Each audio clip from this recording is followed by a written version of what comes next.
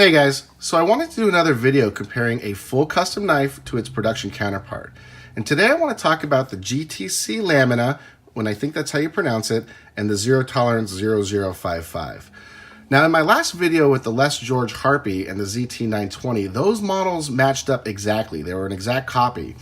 And in this case though, the ZT0055 is based off of the GTC Airborne, which is a little bit of an older model. But I do feel that the Airborne and the Lamina have enough stylistic similarities that a comparison like this would be useful and entertaining.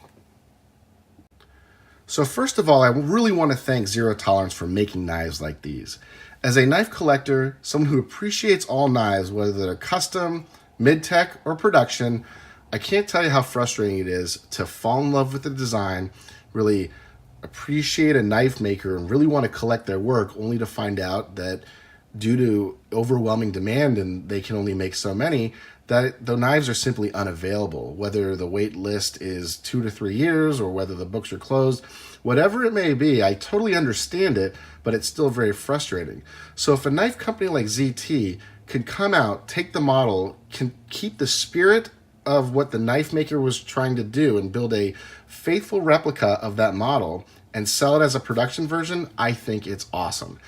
Not only do they do that, it allows people to get things in their hands at a better price point that they simply wouldn't have been able to do if they would have to pay the money for a full custom knife or wait for the knife maker to be able to take and build that particular knife. Now, if anyone from Zero Tolerance is watching this, I couldn't encourage you guys enough to look at a knife just like this.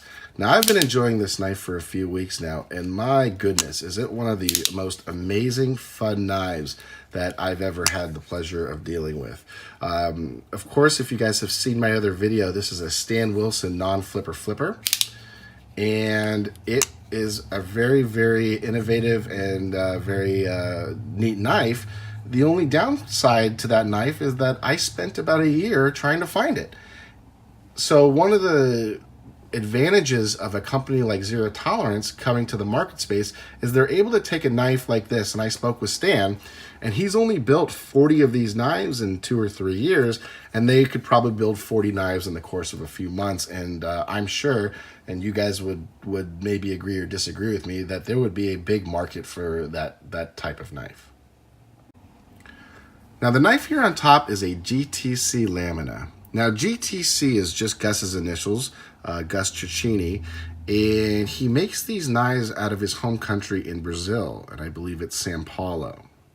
He does an amazing job with regards to design, aesthetics, and his knives, in my opinion, are definitely some of the best looking knives out there. You can see he uses CNC here, but he does it with such amazing detail. He has different ranges of depths. He has some very intricate designs, and his knives are very, very, very unique in the market space. This knife here features not only the Mokutai scales, but this Damascus blade that he called Boomerang Damascus. You can see the amazing amount of different grinds, and just as far as I'm concerned, I don't think there's a knife out there that features such dramatic changes in depth, not only in the handle but also in the blade all over. I mean, you look at here, this is a grind, this is a different grind, there's a different grind up here, so just really fun stuff from a knife collector's point of view. And when you put it all together, it's a beautiful, beautiful piece of, you know, I don't want to say it's an art knife, but certainly it leans in that direction, in my opinion. Look at the design, not only on the show scales, but when the knife is tilted up and down here. Just amazing, amazing detail work. Now, of course, the claim to fame, Gus invented this SLT, which is the spring-loaded tab. So if you looked at this knife and you didn't know better, you don't see a flipper tab here at all. In fact, you can even push it up like this, and you wouldn't suspect that this knife is a flipper, but it is. And after you flip the knife, it just tucks away neatly into the handle.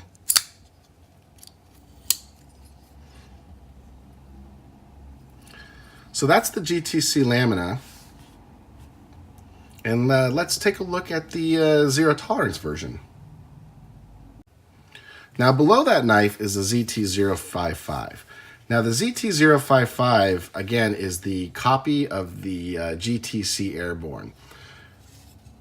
Again, this one was done by Blades We Love, who did a great job on the handles, but most of the time, well, all the time, this knife would just come with the standard titanium handles. But I believe the pocket clip and the backspacer on the original were in fact blue. Now, again, I applaud ZT for really attacking this design and wanting to bring the spring-loaded tab to the marketplace. Now, as you can see here, it's a little bit different. Now, let me bring the knife back in here. Whereas this one's flat and it sticks up a little bit, this one has a pretty noticeable protrusion here that features a round hole in the middle. I'm not sure, probably for manufacturing that was a little bit easy. And it gives you a lot more purchase, but it's a little bit more visible than you would see on a custom GTC knife. And another thing, and I'm not going to open this knife up, is you can see here that this is actually a spring-loaded tab, where although they call this an SLT, which it is, but it actually doesn't have a spring. Well, it does kind of in the middle of a pivot, but this actually features two bearings and a housing. So for this action on this particular knife, it's not a simple spring and lever like it is on this particular knife. Now what that does is, you can imagine, this one has a lot more play. It has a lot more room to work, and you can feel those two bearings where it's actually very, very smooth. So if you bought one of these as a fidget spinner, which I assume a lot of people do, this is actually quite entertaining to do something like this. Whereas opposed to the custom, not so much. Not as much room, not as much play, not as much travel. Now on the flip side, when this particular knife flips, now I've heard other collectors say that they heard a squeak in there and it didn't feel as solid. Maybe because this knife is brand new, but that's a very, very robust spring in there, and it's very stiff and it feels very solid. So when I deploy this knife, I don't feel that there's any compromise as far as strength goes. And I know you're not actually flipping a solid metal tab there, but I didn't get that, kind of non-solid feeling from this knife. This knife actually, the tab itself feels solid for sure. The one thing I will say is that these knives are very, very close to each other in feel. Now, with the exception of the Mokutai and the titanium, if you closed your eyes and flipped these knives, the experience is very similar. In fact, the ZT might actually be a little bit quote-unquote smoother. Now, something I'll show you here, because I know this is very popular, is now we have that much detent. Let's go to vertical here. And you can see it requires a little bit of a shake, but you can kind of hear the blade closing. So there is a little bit of friction there, which, again, I don't mind. I collect Medfords. But it's highlighted by the fact that the ZT version is very, very smooth as well. So actually, these two knives, in terms of smoothness, are pretty similar. So if you're looking for the better value, the ZT is an amazing, amazing value. Now, the MSRP on the ZT is, I believe, $220. And of course, the custom is a little bit more than that. Gus's tables prices range probably from $2,000 all the way up to $4,000. Now, this one is a little bit fancier because of the materials, and this one was about $3,000. So you can buy about, I don't know, 15 of these guys, maybe 14 if you want Blades We Love to do his anodization job on it. But obviously, from a straight value standpoint, this knife really, really, if you're looking for the SLT and you just have to have it, is a great, great value. Some things that I do not like about production knives, and I don't know if it's very expensive to do, But I'm not a big fan of this pressed pocket clip.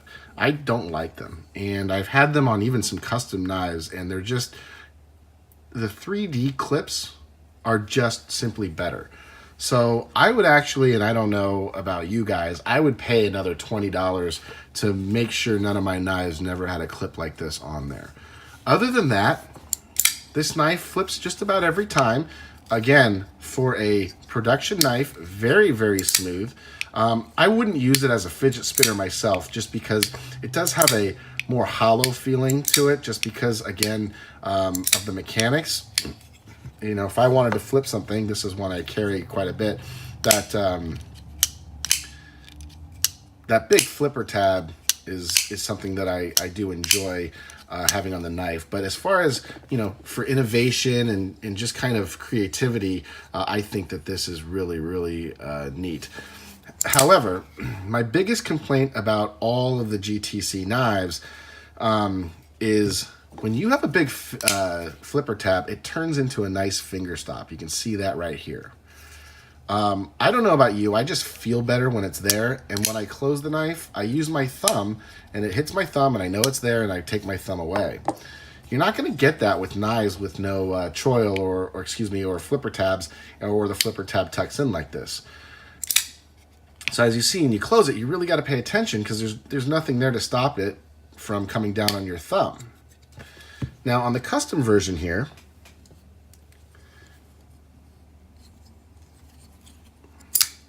you can see that there's a little bit of a finger choil. But that finger choil is not fantastic. So it just simply doesn't give you that same feeling that you would get if it had the tab there. And of course, that's a physics thing. I mean, obviously, that tab is what makes this knife special.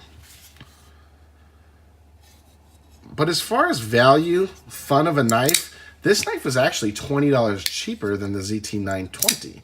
So I think this is a very, very good deal as far as knives go. So if you were interested in getting a GTC knife and simply didn't want to pay the money, this is an amazing alternative. You'd almost have to go out and pick one of these up.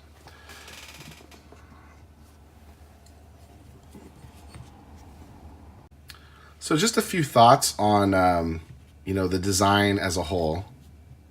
Very, very innovative, but it does have kind of a unique feeling to it, something that you have to get used to. With a non-solid tab here, just, it has a certain sound and it has a certain way that it flicks, but it'll deploy every single time, and you're not going to have any problem using it. But one of the advantages you get from a flipper tab, and you'll see that this is a Kirby Lambert here that has a very proud flipper tab here, is that when you do deploy the knife, you have a really, really nice finger guard. And I've been collecting flippers for quite some time, and maybe I'm just used to it. Either of these knives make me feel just a little bit naked down there with nothing to protect my finger. Now, this knife, the Lamina, does have a little bit of a finger choil, or excuse me, not a finger choil, but a rest for your finger, a finger guard, if you will. But it certainly doesn't have the same secure feeling that a knife like this gives you when you're pressed up against the flipper tab. That's actually one of the biggest complaints I have about the Airborne model as a whole, is there is no finger guard whatsoever. So you do have this weird feeling that your finger can slip off at any time. Not that you're going to use these knives for hard use, but just a thought. So in conclusion, I would strongly recommend going out and getting the ZT0055. Even if you're kind of on the fence, and I do know that it's a lot of money, I feel like the value you get back there is more than worth it. To know that you have a world-class design by a world-class knife maker that invented something that no one else can do or use, it's well worth the MSRP of $220, which strangely enough is actually $20 less than the Les George 920 that I reviewed earlier. So if you're thinking about getting a new knife, I would, again, strongly recommend this for the simple fact that we want to support ZT bringing new custom models into the production line and offering it to us. Like I said, guys, how amazing would it be? And this is just my favorite custom right now. So, I mean, I'm not saying that this is the only knife I want ZT to do a production version on, but can you just think of the most elaborate, craziest, amazing custom knife out there, and ZT doing a production version? That would just be absolutely amazing. So once again, guys, I really appreciate you guys watching, taking the time watching these videos. If you guys have any questions, feel free to shoot me an email, and go ahead and check out my Instagram, HKWinger, and you'll see the adventures of all my knives. And I do use quite a few of these. I won't be using that one since I have this one to use, but I do try to post every 2 or 3 days, and I look forward to talking to you guys there. It's probably easiest to get a hold of me there. I do respond pretty quickly. So once again, thanks for the time. I do appreciate it, and happy collecting.